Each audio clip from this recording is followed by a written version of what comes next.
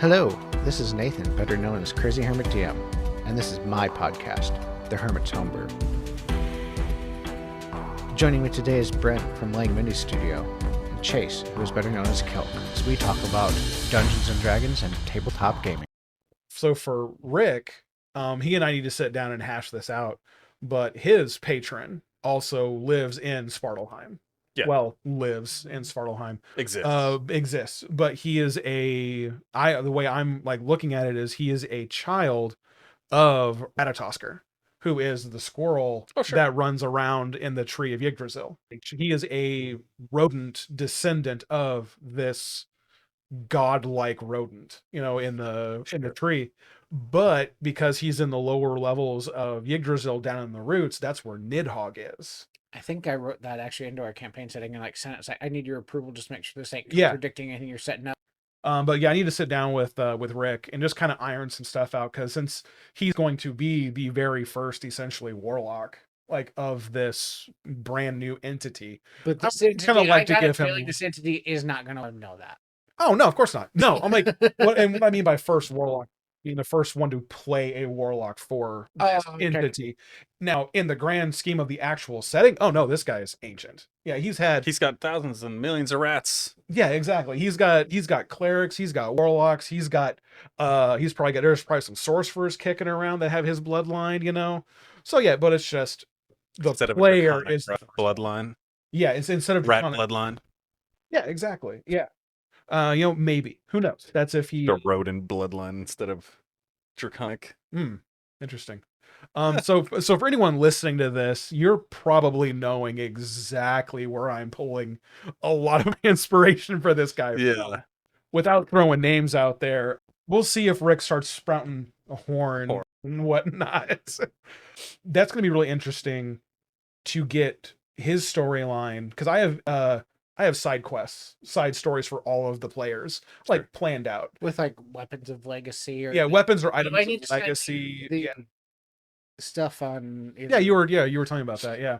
I have 2 critical role books that give the weapons of vestige as well as the legacy. Vestiges, Vestiges of Destiny. What Matt Mercer did with what you were planning. Yeah. One of us. I guess my silver sword is my vestige. Yeah. Weapon. Yeah. So yeah, the very first vestige is his silver sword. Sure. I really think it's vestige, but it starts with whatever it's called. Yeah. The next one's going to come up is probably going to be Rick's. Your book, it's your vestige. So you already have yours. And then I have 2 planned out for Ronhi and Annabelle. Sure. Ronhi's, I have planned out how she's going to get hers. Annabelle's, she's going to get it a little bit later. It's going to be later in the campaign when it comes up. So if she brings it up about how everyone's getting this interesting things, yet even gonna notice. Okay, all right, cool. Don't if she. I wish I could give my more credit, but she's not even gonna do it. And then either that or she'll make the comments "Why am I getting this? I don't want it, or I don't feel like it deserves it." Yeah, but she's having a lot of fun with her whip, because it's a wooden whip. It's made from bark, so she can cast shillelagh on it. So she shillelaghs the whip, and she has a 10-foot reach to smack. Go get a twitch, boy. She's got a giant twitch. But if you made a giant mushroom or something as her weapon, she'd pick that so cool too. Whatever. She'll be happy she's happy to hang out. Okay, gonna change what I had in mind. That's awesome. As long as it's plant-based, she'll be happy. Go look up Soul Calibur and all that. There's that whip lady with Ivy. Ivy from Soul Calibur. She's 50 different types of cosmetic whips and all that. I'm sure you could figure out some sort of go Castlevania on it too. You could, yeah. Where it extends.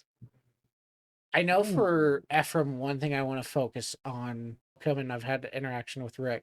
I do want to try and figure out, in quotations, an organic way of having an organic kind of role play interaction with Ronnie, and then also with Annabelle, because that is one of my goals. One of the more veteran players that now as a player is supposed to a DM is I want to try and prompt those role playing moments. Yeah, that way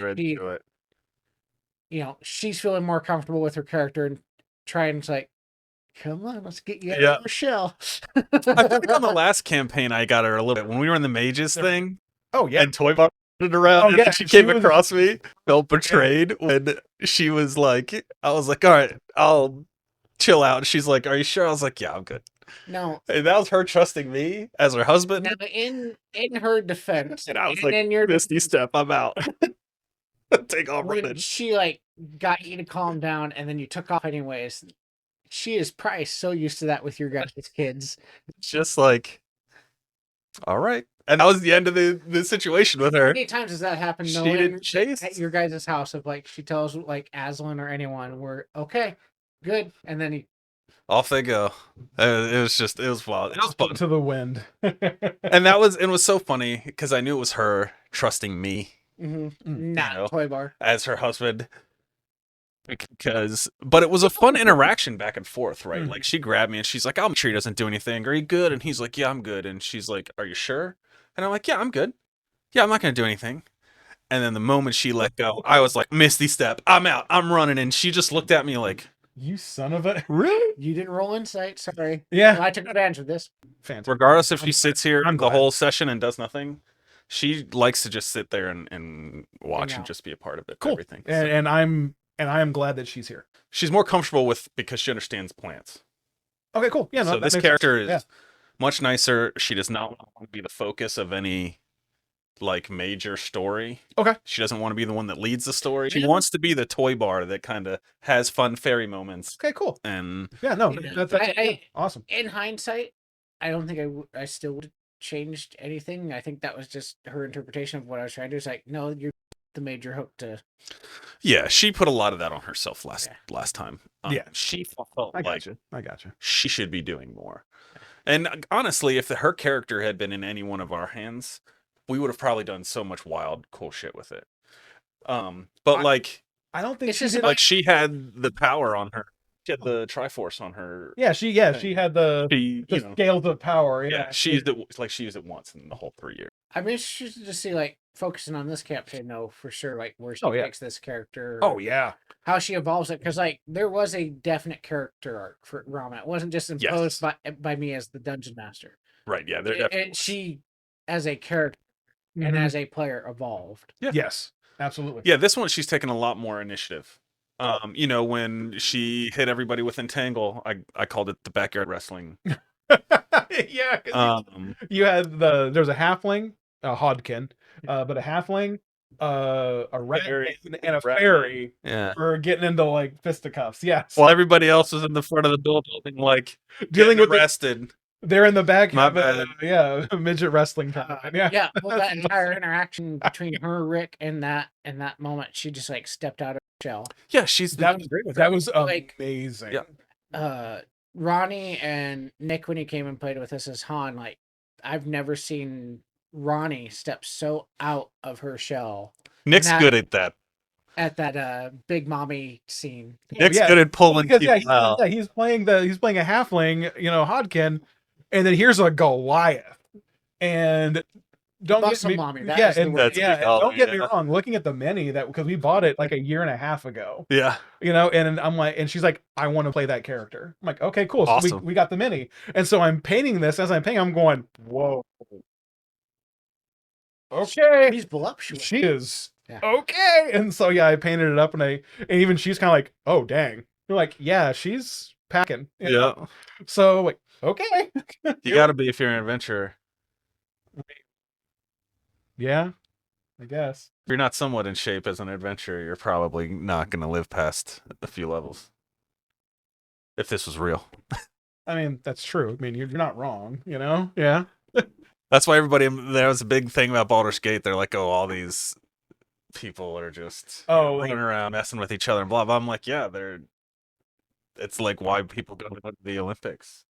Oh yeah. And the Olympic athletes are all banging each other. Oh yeah. I mean, Because you've got the most athletic people operating superstar on people. such. Yeah, Yeah. There's a lot of adrenaline. There's a lot of like stress Yeah. and focus and pressure. You You got gotta blow off you gotta blow- steam yeah, which through is an why- Olympic way. which is why you can go in. It was like 4 or 5 Olympic games ago. They did a tour of Olympic City, and they went into like the supermarket. They just have tubs of condoms. Yeah. And they're free. And so it was a running gag that the the athletes would go in and they would fish around for their country's colors. For the And like, oh, I have red, white, and blue, and they would just carry them around. Nice. And then all of a sudden, like, I need another red one. Like, oh, really? So yeah, I mean, everyone's freaking adults, Right. unless they're not, because you've got 14-year-olds, But that's the upside of this table is we're all adults. we're all adults here. friends. Yeah, exactly. And we all do generally not get offended easily. Either. Yeah. We grew up on South Park and Ren and Stimpy. I mean, come on. How can we get offended by almost anything? We're also players that, well, at least I am. If my character died, I wouldn't care. I don't get attached to my characters. Don't get me wrong, I love playing them. Oh yeah, but I've got characters in the wings. Well, I'm telling you, at any point if my character dies, Rumlock's coming out. Yeah, that's pure like OSR of like one with a stable of characters. Yeah, because or just anyone that's been playing this game for any length of time, done any sort of like rules research, you have characters in the back of your mind. I've got like 10 deep that I could probably just go, I can build this character right now, 5 minutes, let's go. Oh, I know. If Ephraim were to die, I'd be sad just because he is turning into a good character and I'm having fun with him. And you do get attached a little bit. Yeah. But yeah, I have a lizard and a clerk in the wings. Yeah, and that's what you gotta keep telling yourself. Like, it would suck if they died because you did invest all this time and energy and all that. But it's just a character. It's just a game. It's just a game. We're first responders just trying to blow off steam. Yeah, exactly. So if someone, it's crazy as shit during the day. And just like I love the meme towards but what if your players just go off and do something stupid? And then Ivan Drago from Rocky 4, if he dies, he dies. Yeah. Okay. Like, you guys went up and did something stupid? Hey, I don't have a problem with killing characters instantly. With traps and stuff, with specific traps. But they should at least be telegraphed that if this goes poorly, something really bad's going to happen. Yeah, you guys are in a giant room with a crystal floating there, surrounded by hundreds of dead bodies. You don't touch that crystal. Right. Oh, you touched it? That's on you. So with this that crystal up real quick. with this tentative airing probably early mid-January of when we're recording. What is your New Year's resolution as a game master for 2026? My New Year's resolution as a game master is to dive in and really get like up to my elbows into the campaign that I'm designing, really try to get in and learn my campaign so that I can react better if you guys want to go, hey, what's on that mountain over there? Instead of, hey, what's in that creepy castle over there the DM has blatantly planned out for us? So that I can pivot more easily. But also, I guess twofold is also be kinder on myself. To where put stress on yourself. To where if I can't go, oh, what's in that mountain? Well, give me 5 minutes. So be kinder on myself, but by preparing a little. So many generators online. Yeah, exactly. Yeah, and so to know my campaign to where I could put something there very easily, so that I don't stress myself out or have to ask every time. So is that session okay? Is everyone having fun? Does everyone want to come back? We've mentioned it before. This podcast and us, we have no problems against AI whatsoever. It's generative AI that scrapes from other people's work that we have a slight problem with. AI in general, we have no problem with. It's a tool like everything else. Yeah, I mean, Don John is a generator in itself. Like, what are we? Oh yeah, about that. And I've been using that. Yeah, I forgot that. Huh. I've been using that since 2009 when I first started. Yeah, so have I. Yeah, I've been like, oh yeah, it's a more advanced Don John. Yeah, that's a good point. Huh. Anyway, so AI. I'll throw jokes out there like, oh yeah, all hail the AI overlords, or this is how you want Skynet. This is how you get Skynet. Like all of that. But yeah, it's just a tool like anything else, and as long as you're not trying to pass it off as like a real person doing work, because I'm sorry, you're not. Or just adjust it. But yeah, just like everything you make with AI, just go in there. Yeah, use it to make it your own. Yeah, use it as inspiration. Right. Yeah, because even if you're using generative AI, like I know this is probably get a little flack from some listeners or whatever, but if you're using it in private or get credit for it and say, oh, I drew this hand, and I'm like, no, you did not. My problem is when we dealt with that with a particular unnamed artist because I do not want to smudge their reputation. No, absolutely not. Very obvious it was Yeah, AI. Because I remember you posting the pictures like, is there something wrong with this? And like both you and I were like, wait a minute. Look at all their eyes; they're all the exact same. Yeah, wait, why are we Asian? You know, like if you see us on video, you know, we're blatantly 3 Asian dudes in our early 40s, but it's like, why are we Asian? Why do you have 3 fingers? This episode's been brought to you by, so every GM here starts small from the experts when building a campaign, right? A tavern, a village, a few NPCs. But what if your players want something more without feeling overwhelmed? That's where Centurion 3D steps in. Their set brings over 30 build-out options, infinite ways to grow your world, infinite ways to grow your table. Centurion 3D Studios is for game masters who want to stay small but go big for their players. Alright fellow hermits, Heimdall has just dropped their new dice line, and they come in a unique LED display box that makes them look like they're pulled straight out of a mythical ancient Viking vault. And the dice themselves, they're runic.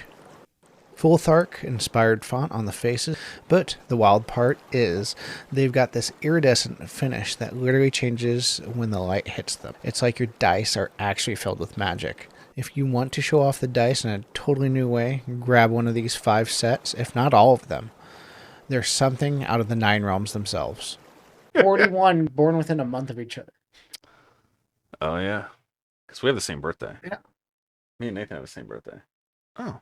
And you were born in April. April. Yeah. Oh wow. We're all born within a month of each other. Okay. Yeah. Weird. Anyway, and so yeah, but the thing I have a problem with is I saw something online to where there was a guy that got his like degree removed because he admitted during his graduation ceremony that he used AI to write all of his papers. He was going into the medical field. Yeah.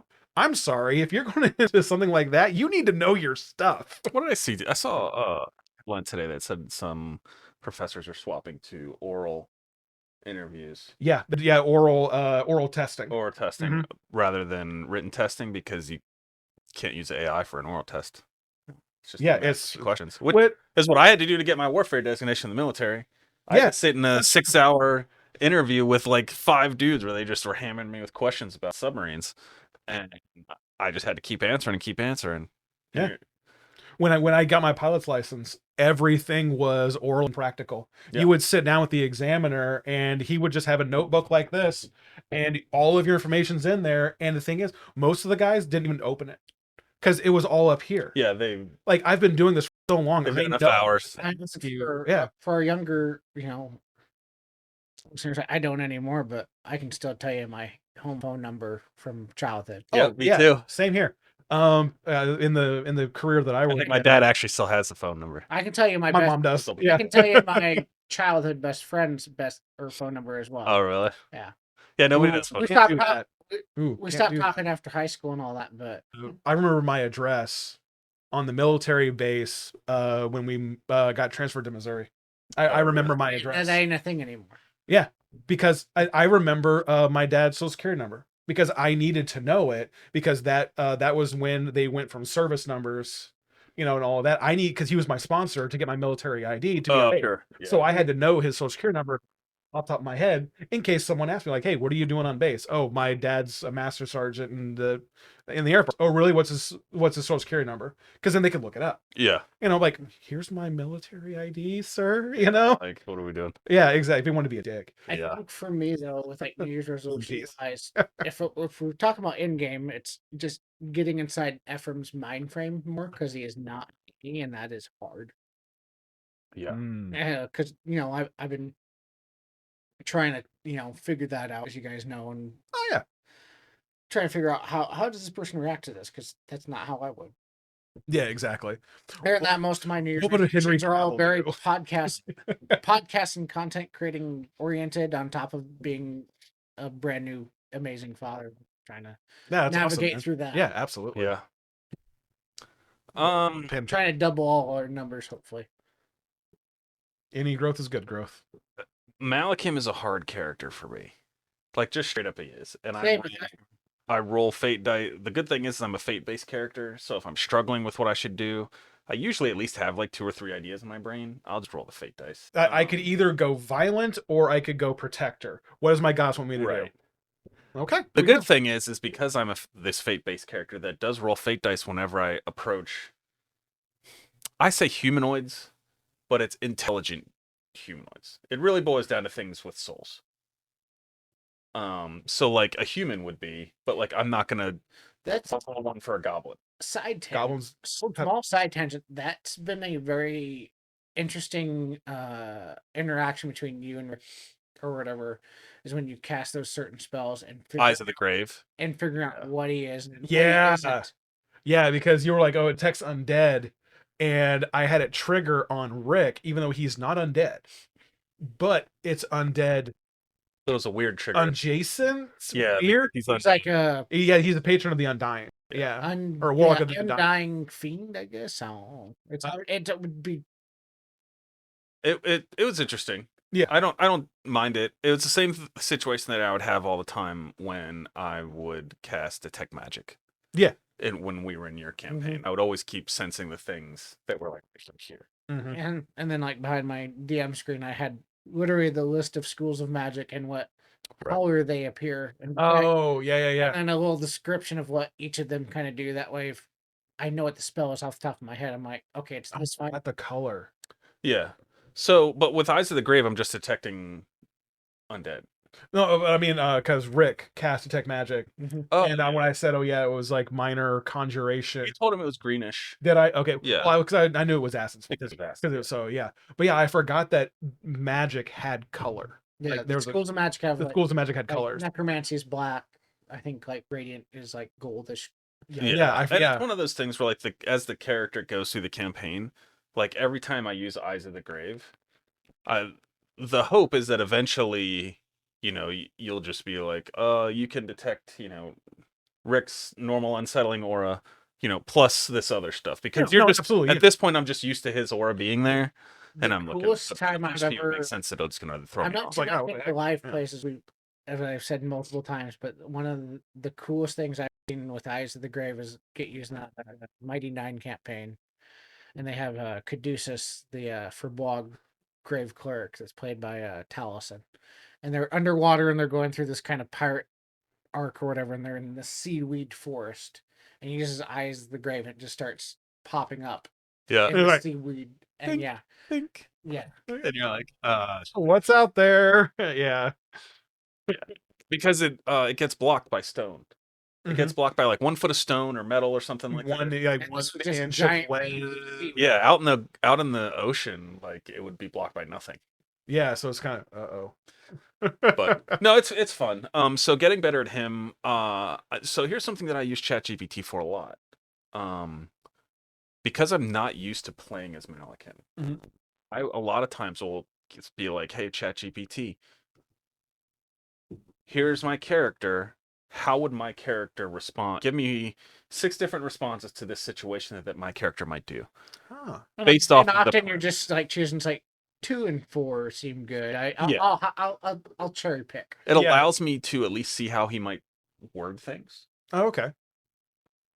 Like if you noticed after like the second or third, I started using things like fate wording and strings and threads. I'm building that into my vocabulary as much as I can because that's how he would refer to things. And that's a big thing that I use ChatGPT for, because Toy Bar was basically just me having a good time. Yeah. Like in reality, that's what he was doing. He was me having a good time and just being goofy to a certain point that I didn't mess things up too much. Yes. I didn't mess up things a little bit. I mean, use it as a tool. So, even with what we're saying, it's appropriate use of it. Yeah. Even by our like community standards, even though there's some people that just actually, for whatever reason, it's like, no, it's a great tool. Yeah, it's a good tool. So I don't want to get better at Malcolm for sure for my New Year's thing.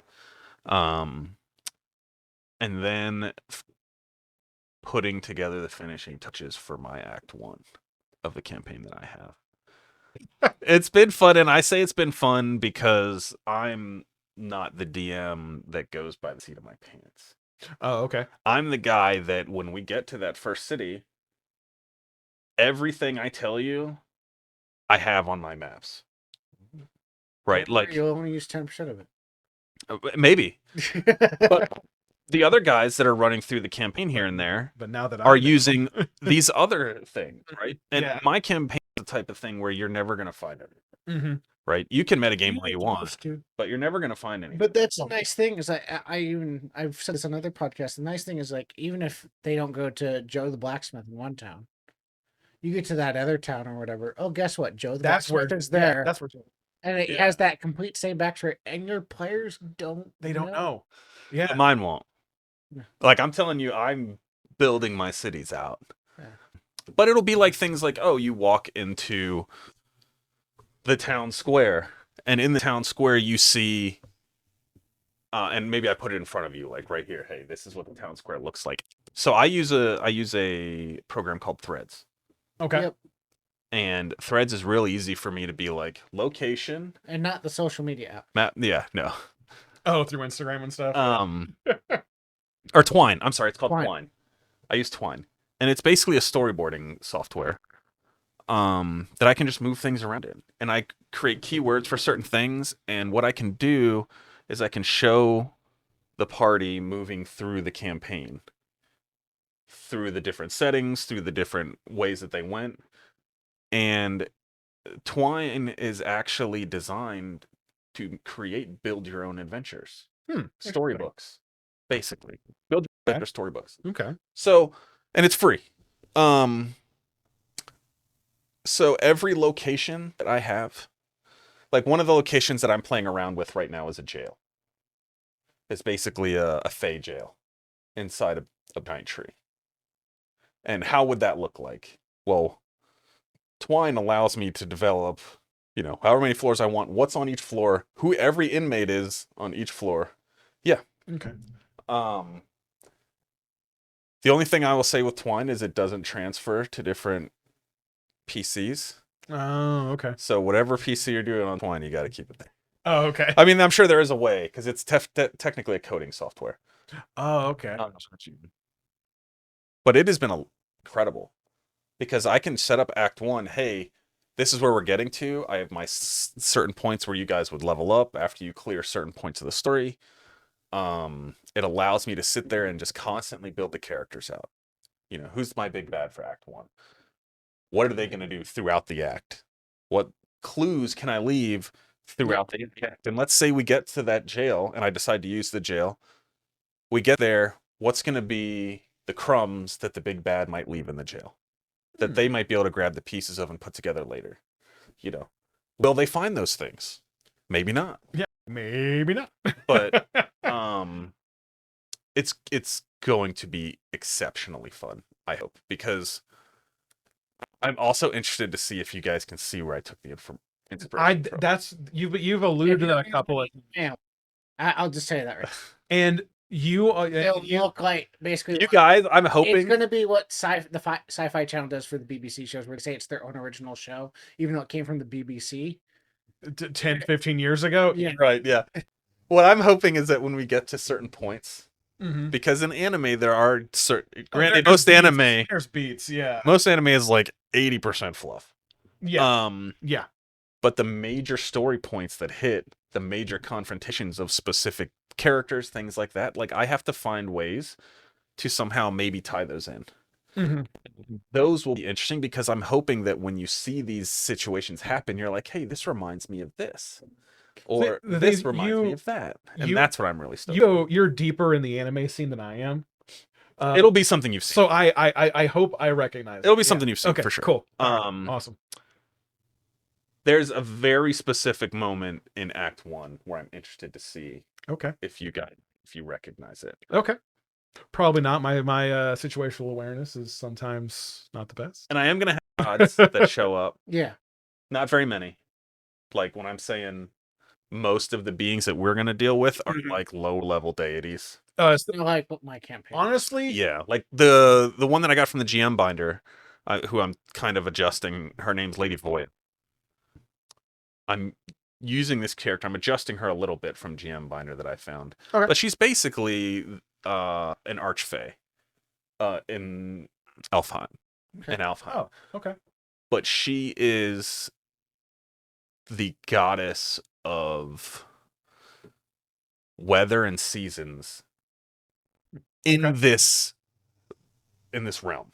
Oh, okay. Right? So she's a minor deity in this realm. If she goes to Svartalheim, she doesn't have any powers other than being a powerful archfey. Oh, okay. But when she's in Alfheim, she can control the weather. She can control where the seasons happen throughout the whole plane. Oh, wow. So it's like It's literally her job to keep Yeah. this in check. Alfheim is her lair. Like how you have big Basically, yeah. This is where she draws your her big bad evil guys can have like lair actions in their castle. The whole dang realm is hers. Yeah. And That's I'm cool. and I'm testing an interesting idea out with this city. Okay. So in this city, basically you are a willing creature. Specific spells that are in the city, like warding spells and stuff like that. Like a lot of D&D spells say things like you touch a willing creature or you see a willing creature, and if not, they have to make saves. Yes. Part of the way to get into this city, because of the way that the wardings and everything are set up, is you have to make yourself willing to all spells. You that pretty much come- have to have a badge that says I consent. Right. Essentially. Yeah. And overall, I just think it's going to be a lot of fun, especially because I'm dealing with Valhalla. Yeah. You know, Yeah. I'm going to be pulling heroes from all sorts of things and adjusting them. Like, I mean, I'm already making Pantheon from League of Legends. Wow. He's basically a Spartan. That's Yeah. all. He's a Spartan. Or, I can grab Mario.